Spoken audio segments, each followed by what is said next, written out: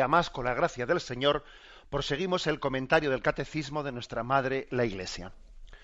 Vamos a comentar dos puntos que tienen como título el crecimiento en la inteligencia de la fe.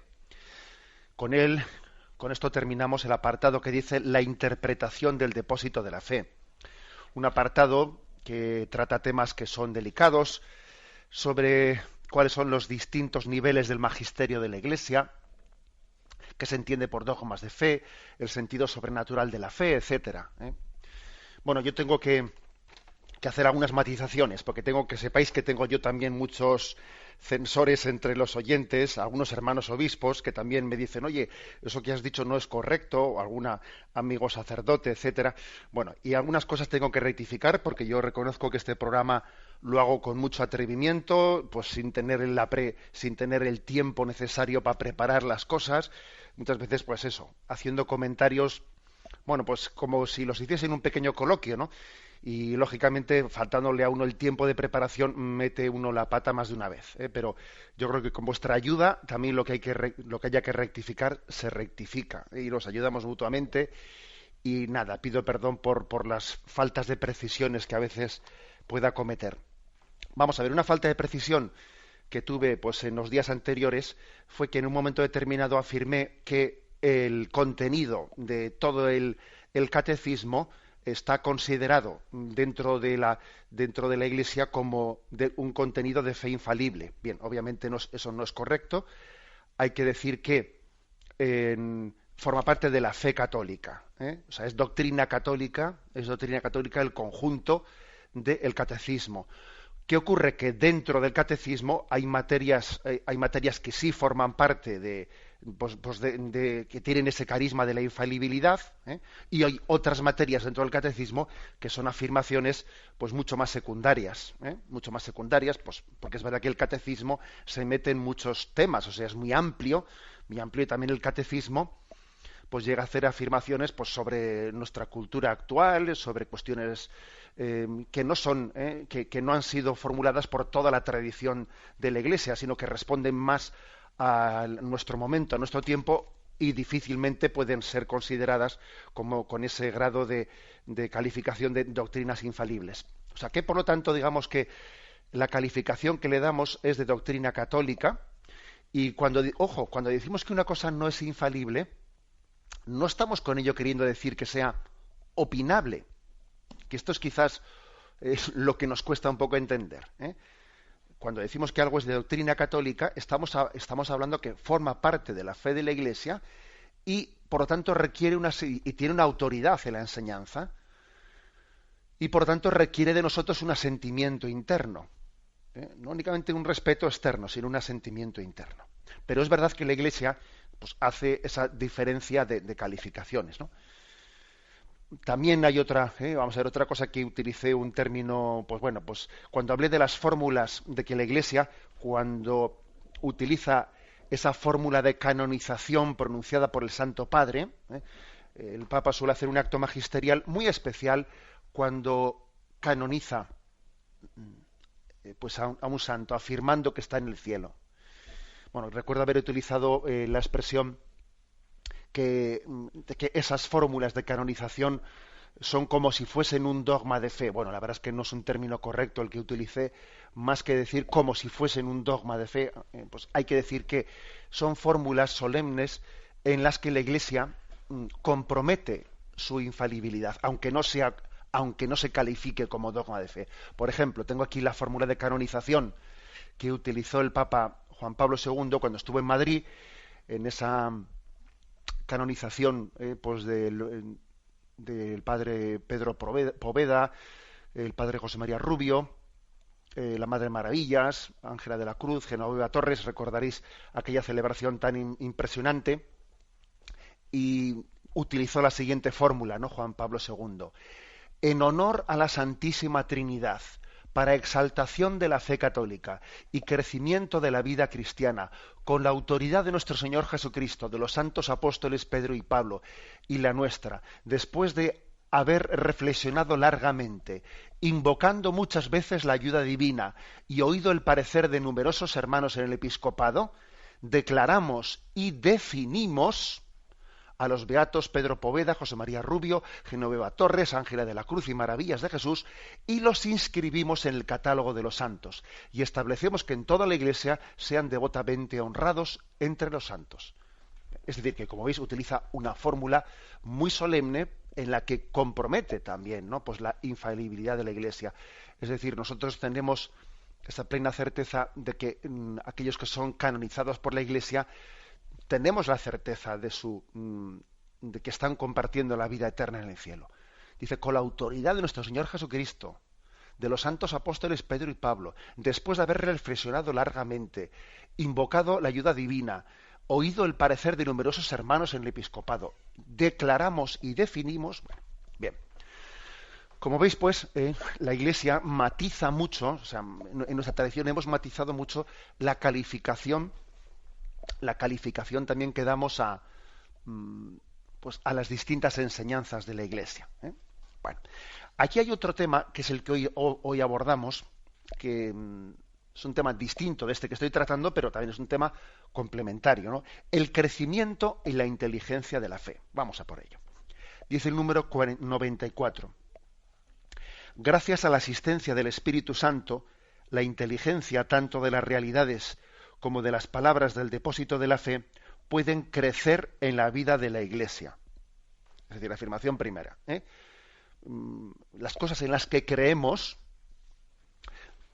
pues las creemos desde siempre, ¿no?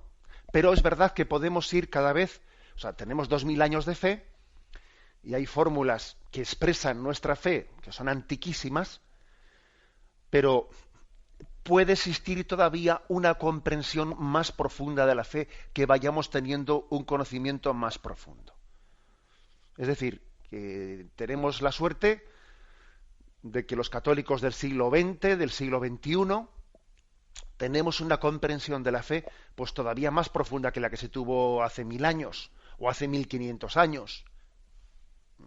Es verdad que nosotros no tenemos pues bueno, ese don que tuvieron los apóstoles de ser testigos directos de la resurrección. Es verdad, eso nosotros no lo tenemos. En ese sentido, la Iglesia primera pues es una Iglesia que tuvo un privilegio especialísimo, ¿no?, que fue de conocer a Jesucristo. Pero nosotros tenemos otro tipo de privilegio, y es que durante 2000 años el Espíritu Santo ha ido poco a poco cada vez dándonos un conocimiento más profundo y más perfecto de la verdad revelada. O sea, que nosotros creemos lo mismo que creyó alguien en el siglo III, un cristiano en el siglo III, sí, creemos en lo mismo. Pero es verdad que creyendo lo mismo que creyó el cristiano del siglo III, pues es posible que nosotros tengamos un grado de comprensión más profunda. Por ejemplo, un cristiano en el siglo III creía en lo mismo que nosotros, pero se hubiese quedado impresionado de ver este catecismo de la Iglesia Católica que tenemos nosotros, que él lo tenía mucho más abreviado, muchísimo más abreviado. Entonces se hubiese quedado impresionado de ver cómo en 2000 años el Espíritu Santo nos ha ido no sacando, porque no hemos sacado, como se dice, el conejo debajo de la chistera, no, pero hemos extraído consecuencias, hemos ido poco a poco con la luz del Espíritu Santo, y según la promesa de Jesús, yo os enviaré el Espíritu Santo y él llevará a su término, os explicará todo lo que os he enseñado. Bueno, entonces existe por una parte, hay como una fidelidad a lo enseñado y un crecimiento, ¿no?, en ello. Entonces, ¿cuándo existe ese crecimiento, ¿no?, en la comprensión del depósito de la fe? Aquí vienen tres situaciones. Primera, cuando los fieles las contemplan y estudian repasándolas en su corazón. Es en particular la investigación teológica quien debe profundizar en el conocimiento de la verdad revelada. O sea que tenemos nosotros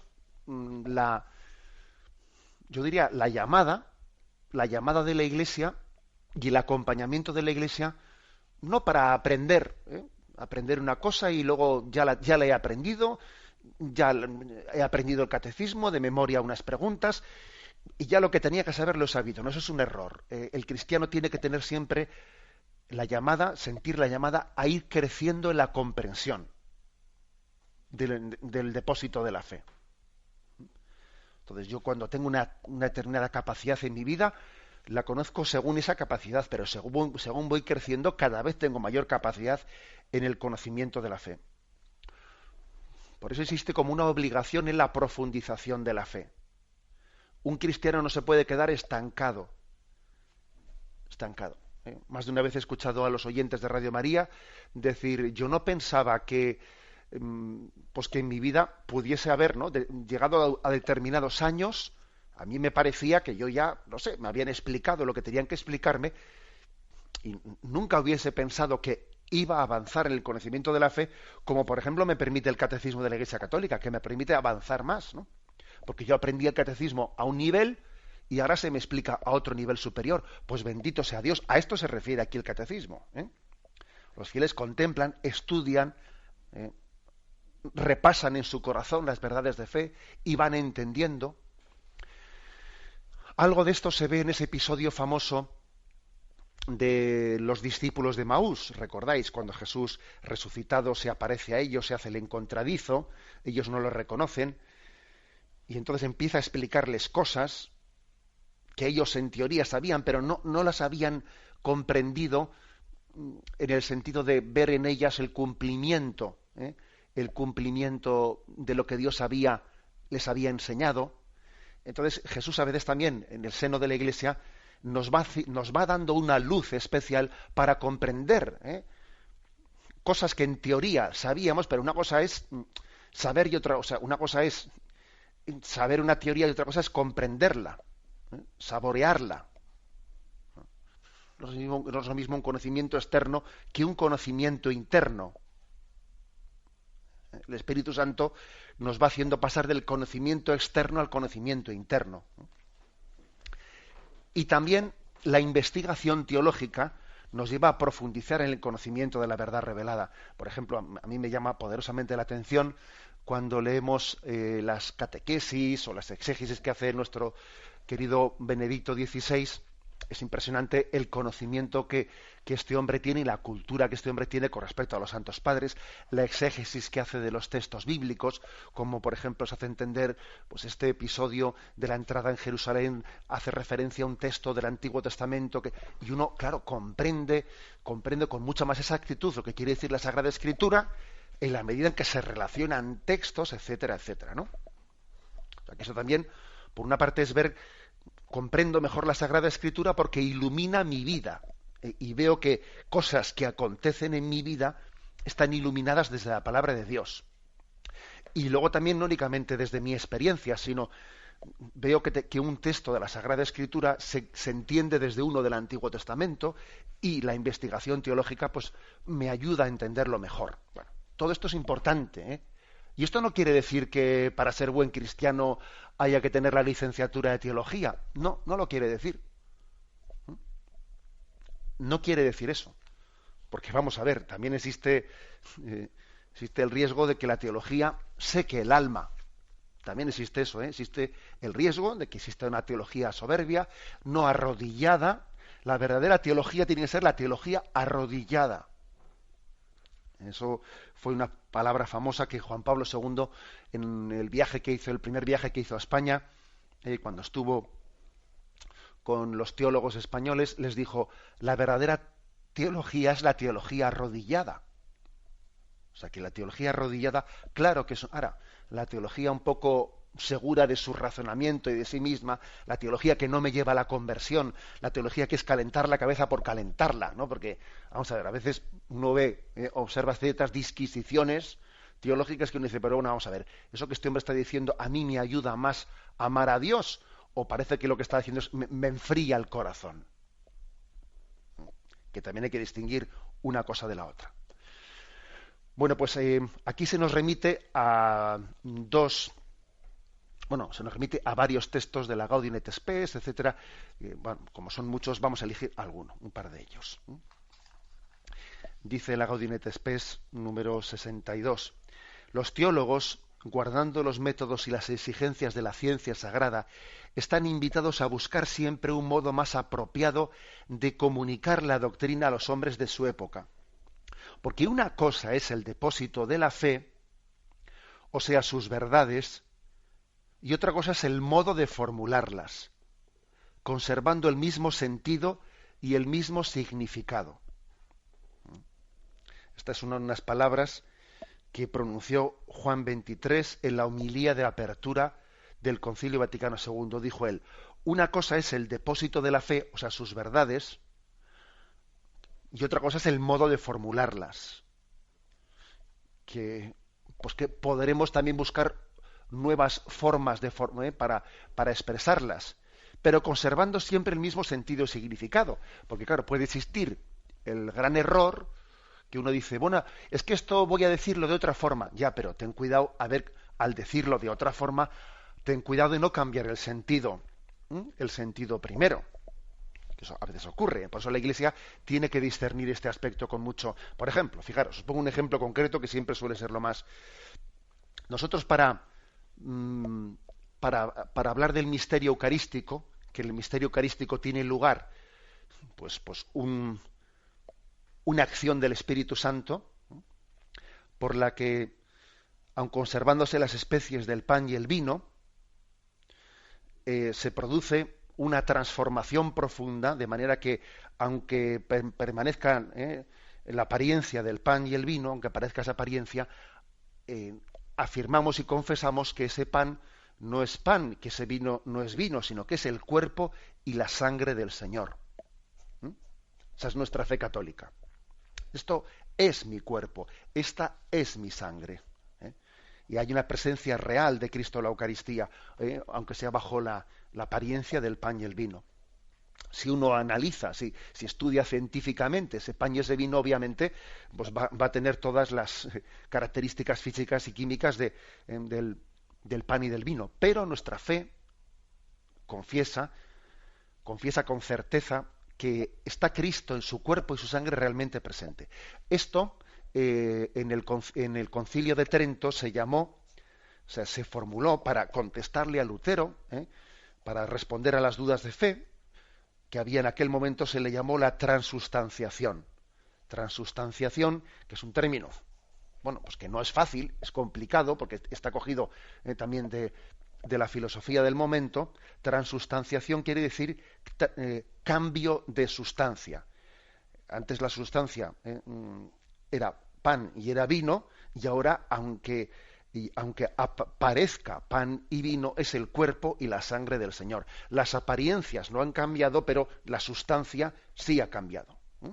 Transustanciación. Bueno, entonces vamos a ver, la pregunta es, ¿se podría decir lo mismo pero con otro término? Sí, la Iglesia no prohíbe el que también busquemos otros términos para expresar lo mismo. Pero la cuestión está en que tengamos cuidado que no busquemos un término que sea inadecuado. Porque, por ejemplo, alguno dijo, bueno, en vez de decir transustanciación, vamos a decir transignificación. Es decir, cambia de significado. No, pero ojo, esa palabra es insuficiente, es inadecuada. Porque el pan y el vino en el que ha tenido lugar, ¿no?, esa acción de la Iglesia sacramental de la consagración, no es que haya cambiado de significado para mí, es que es mucho más que el significado, ha cambiado en sí mismo. O sea, porque dicen, bueno, es que yo, como soy creyente, este pan para mí significa a Jesús. No, no es que signifique a Jesús, es que es Jesús. Por eso el concepto o el término de transignificación no sirve. Busque, si quiere usted, otro. Y mientras que lo busque adecuadamente, seamos prudentes y digamos transustanciación, aunque sea un término que a algunos nos cuesta entender, y tendríamos que hacer una explicación de qué quiere decir que cambia la sustancia. O sea, es decir, sí se puede ir avanzando en las formas de explicar la misma fe, pero hay que tener cuidado a ver si resulta que por intentar buscar fórmulas más fácilmente comprensibles, vaciamos de contenido lo que es la fe. Y lógicamente uno de los quehaceres principales que tiene la Iglesia es discernir si en las maneras de explicar la fe estamos siendo fieles, ¿no?, al depósito de la fe, o lo desvirtuamos. Me despido con la bendición de Dios Todopoderoso, Padre, Hijo y Espíritu Santo. Alabado sea Jesucristo.